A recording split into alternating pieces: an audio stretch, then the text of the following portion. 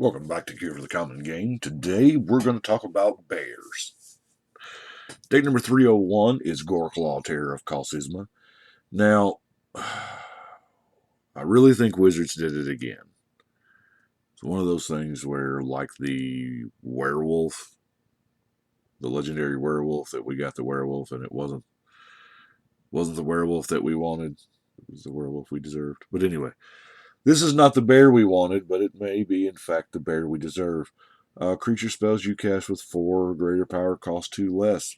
Now, a little background here. I started building tribal bears, I don't know, a year or two ago. It's been a while.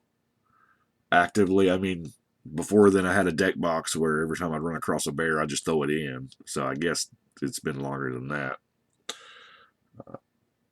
To one of my sons, his nickname is Bear, so we've been kind of fretting over, well, there's no legendary bear for years, so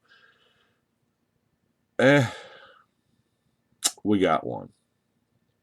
However, whenever Goreclaw attacks, each creature you control with power 4 or greater gets 1/1 and trample. So we're not going to be able to use this first ability too much, and it's going to take some work to use the second ability. Now, this guy's a 4/3 for no good reason. I guess they just wanted him to be boltable. We're paying 4 mana. This is green. They could have given us a 4th toughness. I'm just saying. Anyway, there aren't a whole lot of bears out there, and some of them are like spread out on weird sets. But here's how the bear tribe goes. We have, of course, we have to start off with the very first bear ever, grizzly bear. Now, these are not going to be in any kind of order. We have Dragon's Guard bear. And he actually has an ability that we'll probably be able to use. 3 power, so we're getting close. We're getting close. That's the problem, though. Most bears are just 2/2s. Now, this guy, when he makes the bond, what is making the bond called? Huelu? I don't remember. They actually get up to where they are in that 4 power range. So that's now our golden bear. He's just, I mean, he costs 4 and he's a power 4. So, hey, he's there all by himself. Go Portal Second Age. We have Pale Bears from Ice Age because, you know, Island Walk. Alpine Grizzly. 4 power. We're there.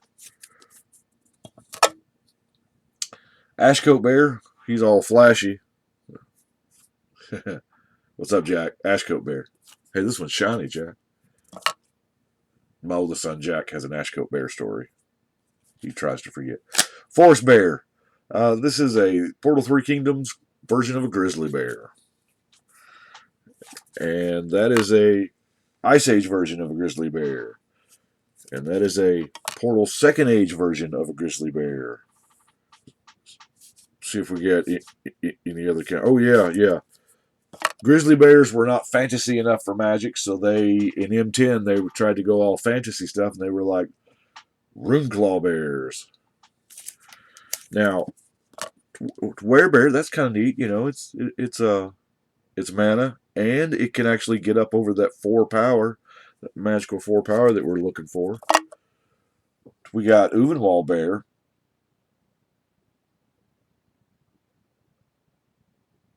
More than likely, we're going to put the counters on itself or any other. Striped Bear. Hey, we can draw a card. Spectral Bear. I think I'm actually missing 1 or 2. I think I'm missing. There's like a random $8 bear out there from one of the Portal sets that's 4 mana. I don't know. It's weird. Spectral Bear. So you got to hit somebody that has black cards. Now, cheated a little bit on the Shapeshifter because, you know what? It's a bear. It's a 2 mana 2/2. And that's all it does. It's like Lorwyn's version of a grizzly bear. But, I did actually go, I was like, well, it is 4 power. It has trample. So we'll use this as a bear. Now, how are we going to make bears better? Oh, nope. We're not to that yet. First, we got to deal with bear-ish cards. Now, the Kamal summons, we're going to make bear tokens. Apparently, bear tokens was a thing for a little while. I never really played them before. I remember these cards, but I just didn't. I had to read them because never played with these jokers. Grizzly Fate, Words of Wilding. I mean, what? Bear tokens is a thing? And then we had stuff like Awaken the Bear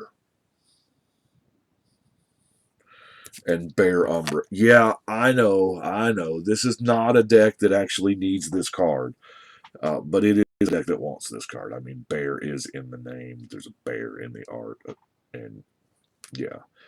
I know this is a hardcore card that can go in a lot of other decks that can really ramp it up, but it's bears. It's got to be in there. Savage Punch. Bears in the art. Yeah, it's almost kind of going against the vibe of the bear being the one that's hit, but it's a bear card. Now we got to make bears playable. We got to make them better. Adaptive Automaton says, I got you. We're bears. And Metallic Mimic, is apparently straight out of Chi-Town. Wearing a Bears jersey. Refrigerator Perry. Anyway, I'm an old guy. Forgive me. Metallic Mimic. Also, Bear. Stoneforge Mystic.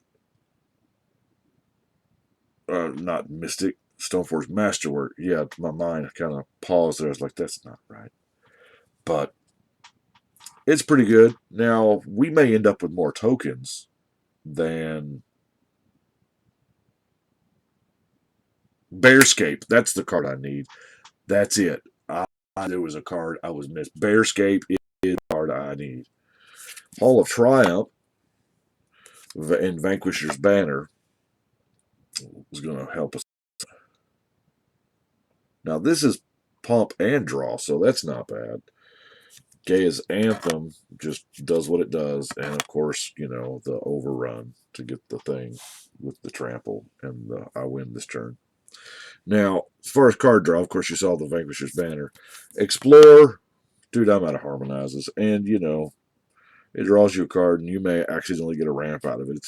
It's kind of like a different version of Broken Bond. We got Double Meat, Double Cheese, Rites of Flourishing. Of course, we've had Elemental Bond for a while,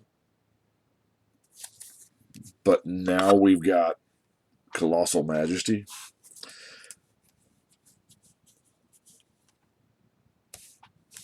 I don't have a whole lot of ramp because, let's face it, the deck's not that expensive. I mean, we got a Diamond, a Cultivate, and a Sky Shroud Claim. I think the most expensive thing in here is 6 mana, so and there ain't but like 1 or 2 of them. But let's look at, Rancor, because evidently there's going to be enough in here to just throw things on top of Goreclaw and win with commander damage. So, like the Rancor or the Blanchwood. Hello, M19. We got Blanchwood again. Oh, check this out. My M19, I added it up, and like between the pre-releases I attended and the boxes and prize packs and all that, I opened something crazy like 71 packs. Have not seen a Reliquary Tower yet. Yeah. Let's see. We're going down the rechain here.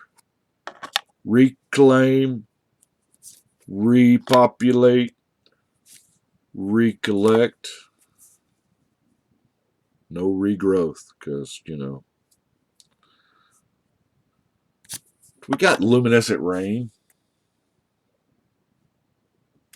There's a lot of room in here for, the other cards when I get them. I keep going back to Bearscape. Bearscape has an interesting story behind it. Mark Rosewater had Bearscape is an enchantment, says mana bear token. And during playtest, that card had the name of Bear Supply. And it got changed last minute to Bearscape because he didn't think the Magic playing populace would get the joke. Do you know how great it would have been to have a card called Bear Supply? Oh my gosh. Fog, Alpha Status, why not? And we're going to play around with Ms. Arkbow here. Now, obviously, this is the Planeswalker deck version. It's whatever. I'm going to give it a try. Makes your team 4/4 and trample. Makes something big enough to matter for Goreclaw on the +2. So, and that leaves a whole bunch of space left. It really does. It leaves a bunch of space in the deck left because that's, So I said, what? Not normally I would have went with what's bear, what's grizzly, and I was like, no, that's not where I went. I wanted to try to make the deck an actual playable deck, So I was like, well, we need some removal. A little bit of removal is never bad, right? We got naturalized. We got our broken bond. Okay.